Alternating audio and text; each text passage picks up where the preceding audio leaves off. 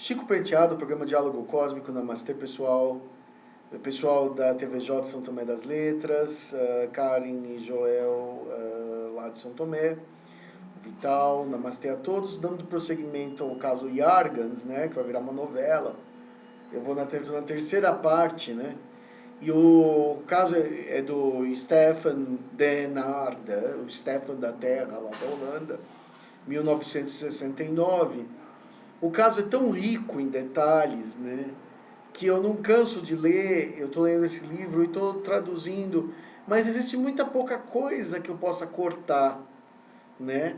Existe realmente muito pouca coisa que dá para cortar, porque o texto é muito interessante, porque a história é muito intrigante, muito rica e muito desconhecida e faz todo sentido, né? Então, assim, é realmente um daqueles casos assim que deixa a gente, tipo Arthur Berlet, Bianca, Adamski, que deixa a gente, assim, são os grandes clássicos, né? Elias Seixas, Antônio, Álvares, essas coisas que não tem, assim, muito como negar, né? Vamos continuar aqui com o caso dele. Ele está agora na praia com os ETs, né? E os ETs falam para ele assim, olha, ele falou assim, ele chega para os ETs e fala assim que gostaria de conhecer mais a cultura deles, o mundo deles, né? Mas na verdade ele está visando descobrir como é que funcionam as naves, ele está com uma má intenção por trás. Mas o ET fala assim, olha, o que eu posso te dar é o conhecimento do nosso mundo, um vislumbre do nosso mundo, tá? Só que para isso a gente precisa de um mínimo de 2 dias, né? Ele fala assim, para conhecer o seu mundo, nosso mundo, a nossa cultura socialmente estável, né? Isso exige pelo menos 2 dos teus dias terrestres, né? Aí ele fala assim, só que eu quero, o ET fala, o Yargan, que é um dos seres, né? O Yargan é um dos seres dessa espécie Yargan, fala para ele assim, olha, mas para isso você tem que me devolver aquela peça de metal que a gente te deu, porque é muita prova, né? Ele falou assim, e as leis cósmicas não permitem tanta prova na mão de uma pessoa só. Ou você tem o objeto de metal, ou você tem a história. E ele fala assim, eu não entendo que uma coisa tem a ver com a outra, o Stefan fala. Aí os ETs falam, existe tanta coisa que você não entende, mas um dia você entenderá, essa pergunta será respondida. Você está interessado em passar 2 dias no nosso mundo? Né? Aí ele fala assim, 2 dias, tal, e ele hesita, né? Mas ele também, ele é um homem de cultura, um homem de inteligência, um homem de alta posição, e ele percebe que essa é uma chance de 1 em 1 bilhão. Quantas pessoas no mundo tiveram essa oportunidade? Entendeu? E ele fala assim, certo, o que eu tenho que fazer? Aí os ETs respondem, temos uma pequena câmera de compressão onde você poderá nos ouvir e nos perceber e nos ver através de uma janela dentro da nave. Comidas e bebidas próprias para você nós não temos. E você terá que trazer do seu barco, que deve permanecer onde está. Mas digamos para você uma coisa. Você se tornará mais sábio, porém não mais feliz. Quer dizer, o que eles entenderam? Eu entendo nas entrelinhas o que eles quiseram dizer, que o mais feliz é porque ele estava ambicionando ficar muito rico, descobrindo uma coisa extraterrestre maravilhosa e virar um milionário e uma celebridade. E ele falou assim, você vai ficar apenas mais sábio, não necessariamente mais feliz. Porque ele estava almejando benesses materiais disso daí. E eles falaram assim, nós podemos partir da nave quando desejarmos. Eles estavam com a nave já debaixo da água, bem embaixo de onde estava o barco.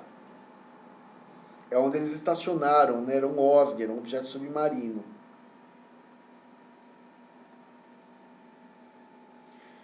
Ele fala assim, se você quiser partir conosco, você teria que partir para sempre e com a nossa bênção. Mas nós apenas por 2 dias podemos devolver você com o solene voto que você e sua esposa deverão guardar o contato de evitar de relatar o nosso contato a outros e farão tudo para manter um segredo. E ele fala assim, preciso conversar com a minha esposa, o Stefan fala. O ET responde educadamente, naturalmente, tudo bem. Mas ele já tinha feito a sua escolha, né? Ele falou assim, não estava disposto a ouvir as brigas da Miriam. Quer dizer, ele voltou para o barco, né? Ele falou assim que ele avisou para a Miriam que ia fazer uma viagem interplanetária. A Miriam achou que ele estava pirado. E ela fala assim, não vou me submeter. É engraçado a questão do holandês ter esse respeito pela individualidade alheia. Acho que isso só é possível na Holanda mesmo. Fala assim, olha, eu vou fazer o que eu quero e não importa o que você acha, eu vou porque vou. Entendeu? Ela falou, então tá, né? Hamar, Hayhan. Aí é engraçado, eu morei na Holanda, imagina, essa cena é possível na Holanda, só na Holanda mesmo.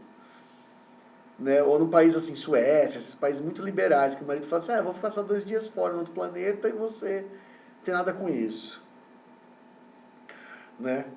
E aí o que aconteceu é que a nave já tinha submergido, né? Então ela só viu o barco na água, e quando chegou de manhã, que era, os ETs tinham marcado, a gente veio buscar você de manhã. Quando saiu nascer do sol, o UFO começou a surgir debaixo do mar, bem debaixo do barco. Ele falou assim, olha mulher, isto aqui é onde eu vou viajar.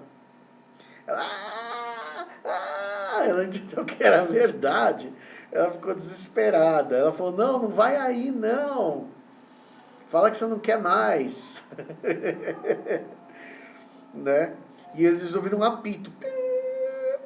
E aí ele já tinha os sanduíches para 2 dias que ele tinha feito e umas garrafinhas térmicas com bebidas para 2 dias.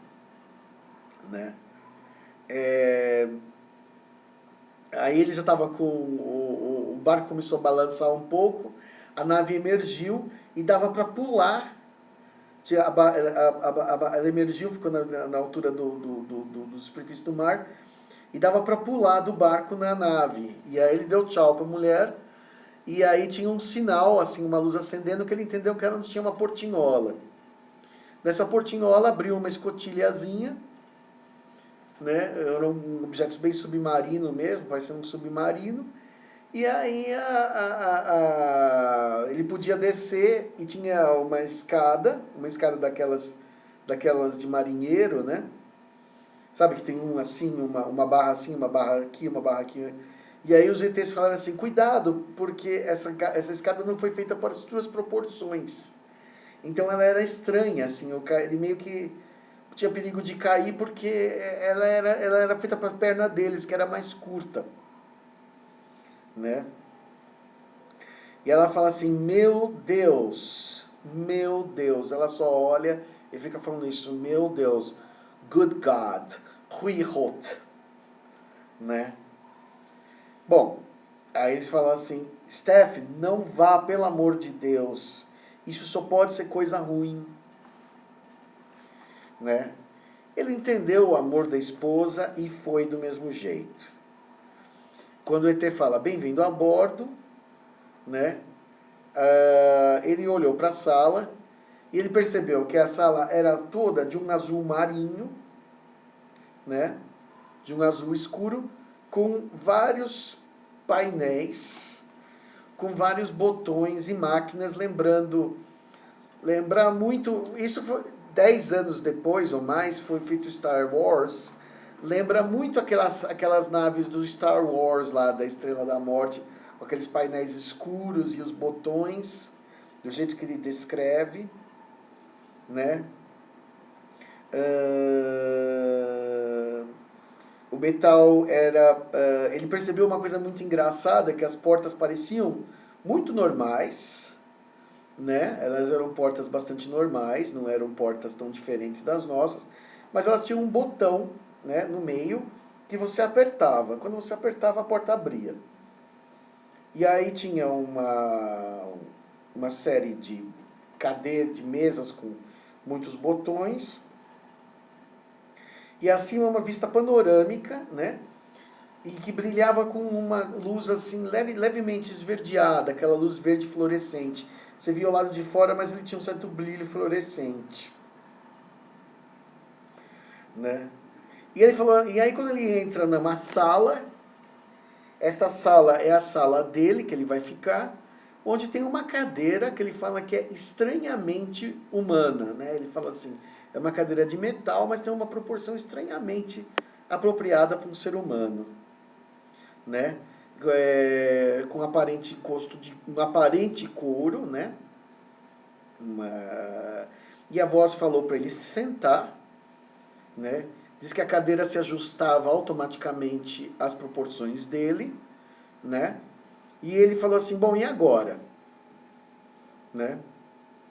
Aí ele falou assim, como que vocês devem me chamar? O ET falou assim, como que nós devemos te chamar? Ele falou assim, pode me chamar de Steph. Certo, Steph, os ETs falaram. A linguagem que nós falamos não é a sua linguagem, ainda que você tenha a impressão de ser, né? É a linguagem de todos os seres vivos do universo. E até mesmo plantas e animais entenderiam nossa linguagem. Porque essa linguagem era falada na Terra antes da confusão babilônica das línguas. Você não ouve vozes, mas sons que são diretamente refletidos na sua estrutura emocional, no seu campo vital. Assim sendo, não tente nos entender em palavras, mas sim nas reflexões na sua alma. Ou seja, era telepático, né? Quer dizer, é aquela coisa que o ET tem que ele fala olhando para você, você entende. Você pensa que você entendeu em português, você não entendeu em português. Você entendeu numa conexão alma a alma, né? Bom, ele fala assim, isso é uma espécie de telepatia? Aí o ET fala assim, não exatamente, mas é comparável. Ele fala assim, bom, certo. Qual é a sua idade? Tenho 43, o Steph. Boa saúde? Sim, perfeita. Tem uma alta posição social? Alta? O que você quer dizer com alta? Eu sou um diretor de negócios com alguns empregados. Algumas centenas de empregados. Então você é um dos representantes... Aí o ET fala assim, então você é um dos representantes do bloco ocidental? E eu perguntei, o que o senhor quer dizer com bloco ocidental? Falou para o ET. Digamos que você está a favor da livre economia. Sem dúvida, disse o Stefan. Quer dizer, os ETs sabem, né, que existem dois grandes blocos. O bloco ocidental, que era os Estados Unidos, e em 1969 o bloco oriental, que era a União Soviética, a China e Cuba, e os países socialistas, né, que era o bloco da economia controlada ou o bloco da livre economia, e eles sabiam da existência da Guerra Fria, e eles sabiam que existia metade do mundo a favor do capitalismo e que existia outra metade a favor do que se chamou de socialismo, né? Quer dizer, os ETs sabem, né, muito sobre a nossa sociedade. Então, assim, por exemplo, essa coisa de falar assim que ET não gosta de política, que isso tem que ser etéreo e tudo mais, aqui eu realço como isso é bobagem, entendeu? Como é importante a humanidade definir que sentido dar à sua organização social, né? O quanto é relevante essa disputa entre capitalismo e socialismo no mundo, né? Que isso não é uma bobagem, isso não é uma brincadeira, né? Bom, aí ele fala disso já naquela época, né? Você gostaria de nos ver em, vamos supor, ele fala assim, aos poucos, numa forma mais próxima? E ele ficou com medo. Ele falou assim, sim, né? Tinha que falar sim, né? Eu estava lá dentro. Ele falava assim, eu acho que eu vou sentir bastante medo. E ele fala assim, com certeza. Nada é mais intenso que a confrontação visual com uma outra espécie inteligente. Você se sente forte o suficiente para controlar o seu pânico? Eu falo assim, aí o Stefan fala assim, agora que eu já sei que vocês não me querem mal, eu não terei pânico. E aí o ET responde, sempre com aquela delicadeza, né? Você certamente não tem nada a temer. Pelo contrário, nós lhe devemos algo, porque tinha salvo um deles, né? Tentou salvar. Mas observe pela janela desta tela e você verá algumas das nossas salas de navegação. E agora você nos verá, porque ele tinha visto a sala de navegação vazia, sem ninguém. E ele viu uma sala enorme, né? E na sala de descompressão ele podia ver uma parte dessa área, que era a ponte, vamos dizer, com instrumentos e painéis de controle. Tudo estava muito brilhante, ele dizia assim que era de um azul marinho, mas era um azul marinho espelhado, então as luzes refletiam nas paredes, né? E finalmente ele começa a ver uns desses ETzinhos, desses Yargans, passando pela porta e entrando, e ele fica muito apavorado, porque ele não tinha visto tão de perto no primeiro encontro. Eles estavam no mar, ali, a uma distância. Quando ele vê os ETs, vamos dizer, a 4, 5 metros, né, ele fica muito apavorado, porque ele fala assim, prepare-se, você nos verá agora, o ETzinho fala pro Steph. E a luz foi subindo aos poucos. E ele caiu para trás, né? Apesar de toda a preparação, o medo retornou rapidamente e o frio corria na minha cabeça, do meu pescoço e nos meus ombros. Suas faces tinham um poder animal e uma inteligência superior. Quer dizer, isso é uma coisa muito engraçada, essa sensação que algumas pessoas têm, eu já ouvi falar disso, por exemplo, de encontrar um reptiliano, principalmente, ou um Grey, mas mais um reptiliano. O reptiliano ele parece com um jacaré, ou com uma cobra, parece com um animal da terra. Mas no olhar dele transmite uma inteligência de um homem muito inteligente, porque a gente é engraçado. Você já olhou para uma pessoa e já percebeu que ela era burra só de olhar? A gente percebe, né? E uma pessoa que tem um olhar inteligente, né? Você fala assim, esse cara tem um olhar inteligente, ele me parece inteligente. E o reptiliano tem esse olhar inteligente e uma cara de uma cobra ou de um lagarto. E a mesma coisa, esse aqui parecia um cavalo, ele dizia um cavalo. Basicamente a coisa que mais parece é a cara de um cavalo, mas com o olhar de um humano. Melhor do que de um humano sábio, de um humano luminoso. Então isso chocava muito ele. E aí ele falava assim, mais algumas coisas, né? Ele percebia a superioridade, né? E a autoconfiança desses seres, né? E que eles eram seres que não precisavam das palavras, expressavam nos seus olhos tudo aquilo que eles queriam dizer, né?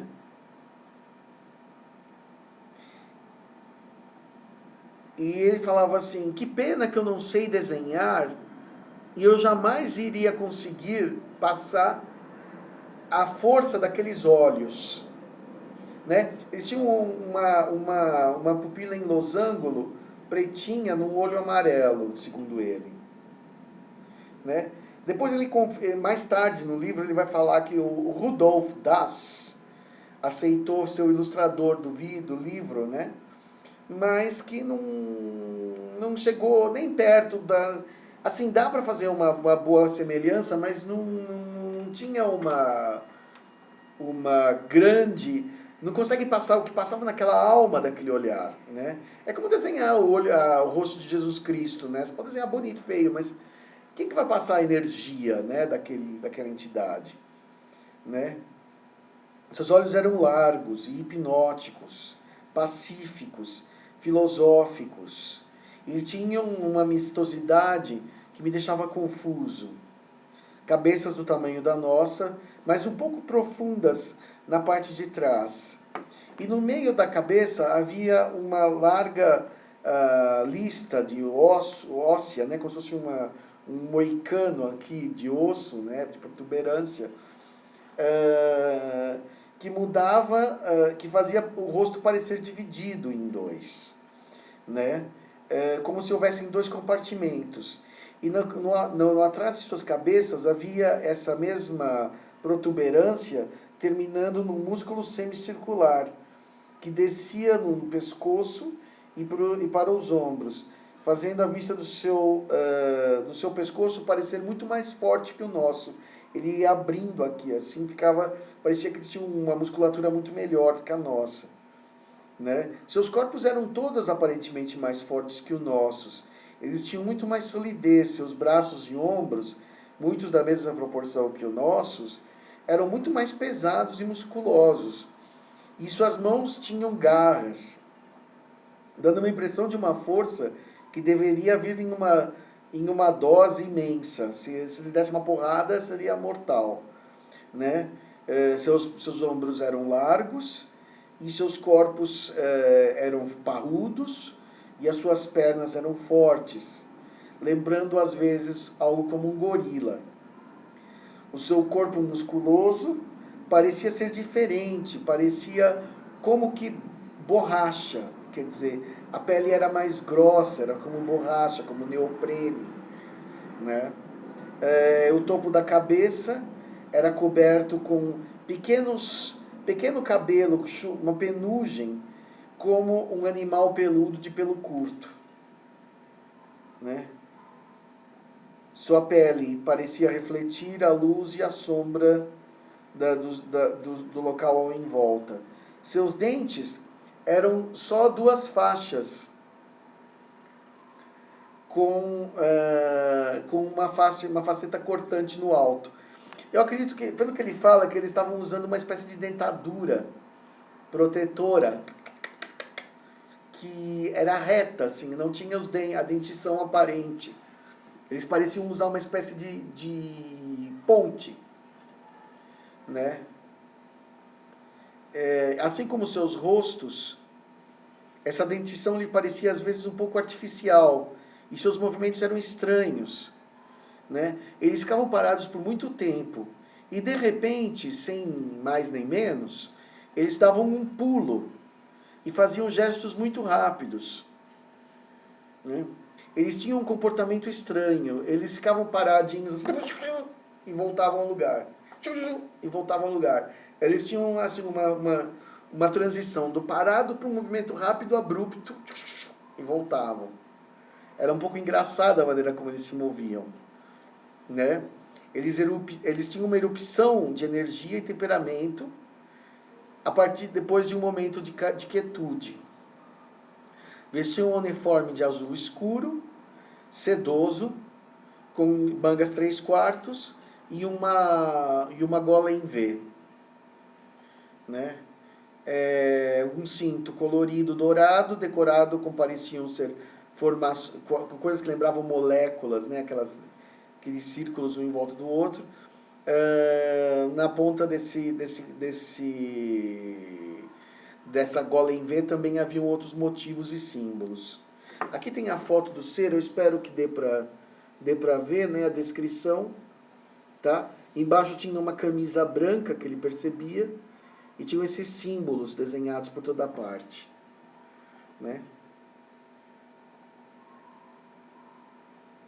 Agora eu vou fazer o seguinte, eu vou fazer uma quarta parte, porque realmente isso é só o começo da conversa, tá? Então, assim, não dá para fazer em mais um vídeo, vai precisar de mais uns 2, eu imagino.